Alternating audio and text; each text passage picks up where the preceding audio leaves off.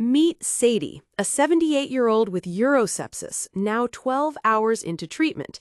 She's becoming harder to arouse, and her urine output has slowed. Notice, on exam, Sadie's blood pressure has dropped to 82/50 despite receiving a 30 milliliters per kilogram fluid bolus, and her mean arterial pressure is 58. Her urine output is less than 0.5 milliliters per kilogram per hour for 2 hours, indicating her kidneys aren't being perfused adequately. Repeat labs show her creatinine and lactic acid are rising and platelets have dropped. Because Sadie has known sepsis plus 2 or more signs of end organ dysfunction, she meets criteria for septic shock. Interpret.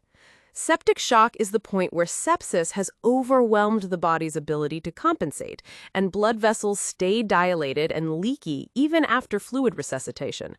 This unresponsive hypoperfusion means oxygen and nutrients aren't reaching vital organs, causing ischemia or damage from inadequate blood flow. Respond. Since fluids alone haven't restored her blood pressure, vasopressors are started to constrict vessels and raise the MAP above 65.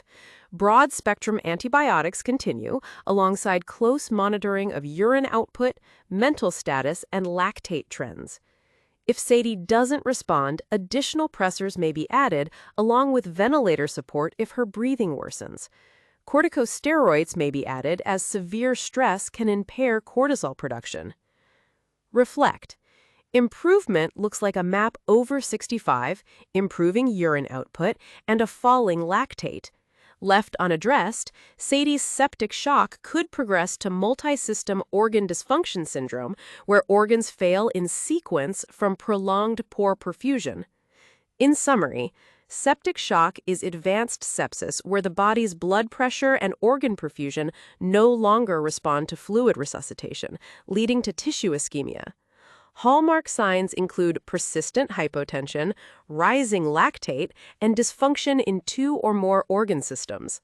Treatment centers on vasopressors, continued antibiotics, and vigilant monitoring to prevent irreversible organ damage.